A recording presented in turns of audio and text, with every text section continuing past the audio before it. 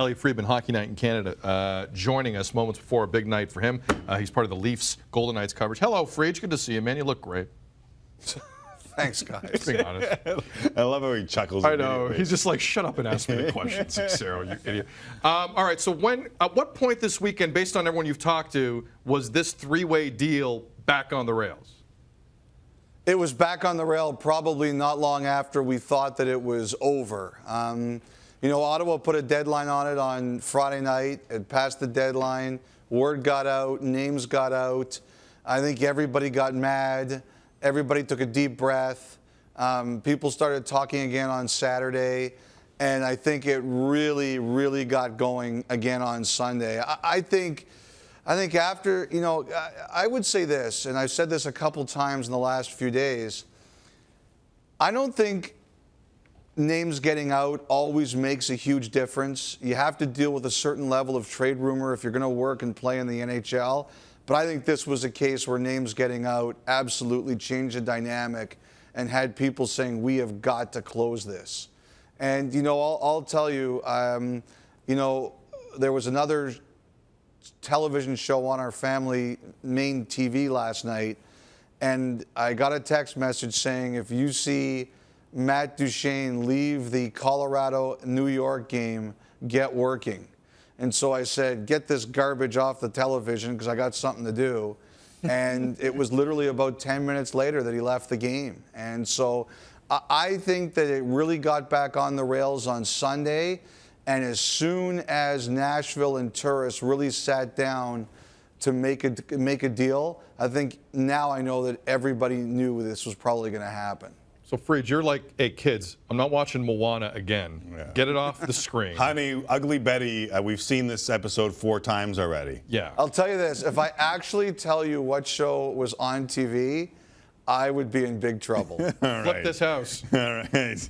Let me move on then and ask you this. Ottawa gives up Turris, and there's been some dancing around this, but they take themselves off the hook for the future deal that they couldn't get done with Kyle Turris. And Duchene has 1 more year left after this one. So what does this mean for the Sens long term? Because I think there's a lot of people trying to read these tea leaves. Well, I think everybody is saying, well, they're going to try to re-sign Matt Duchene when he becomes an unrestricted free agent or before he becomes an unrestricted free agent at the end of next season. But, you know, everybody has forgotten that there's another guy who's an unrestricted free agent at the end of next season. And I have no doubt that Ottawa wants to make Matt Duchene a long-term guy there. Guy Boucher has a history with him. He likes him and he wanted him. But, you know, question 1, 1A, 1B, 1C, 1D, 2A, 2B, 2C, 2D, 2E, 2F is Erik Karlsson. Right. And, you know, Ottawa is not a cap team. They're a budget team. And until you know the Erik Karlsson question, you know, you've got to... Everything else is secondary. He is the guy that makes them go. He's their franchise player. He's a cornerstone player, and you have to sort this out. And, you know, they have actually a lot of, you know, contract situations. They've got him. They're going to have Duchene. They're going to have Derek Brassard. They're going to have Mark Stone, who's a critical player on that team. You know, they're going to have a lot of decisions to make for a team that is not a cap team. But until Karlsson's situation is settled, everybody else is a concern 2 to whatever. Right. Let me throw this at you because I'm trying to conserve time and give you an A-B question since we went all the way to F with Erik Karlsson. Do we know anything beyond lower body injury for Carey Price? And did you look at Kipper's timeline after headlines and he's suggesting that Carey Price might be able to be moved? I don't know anything other than lower body injury for Carey Price. That's number 1. Number 2, you know, I was aware of what Nick was going to say. I don't think it's impossible. You know, if the Canadians go into full rebuild mode, why wouldn't the 2 of them talk about whether or not he wants to be there or whether or not they might be best seeing what his market value is? Or finding out where he'd be willing to go because he's got a full no-move clause now. So I don't really have my reaction to it was, it might make sense at some point for everybody to sit down and ask themselves the question. Yeah. I can't believe we're even broaching but that. But that's, yeah, if there is the rebuild, why would you do it with a $10 million goalie? I agree with That's why we had the conversation last week. I agree with you. I'm still dumbfounded at how this is a thing. That's what sports radio and TV is for, guys, to make stuff up. All right, let's go to Vancouver, Friedge. I'm like an hour away from buying a Brock Besser jersey on NHL.com. Temper my expectations. Why should I slow down here? Because he's good. I'm excited.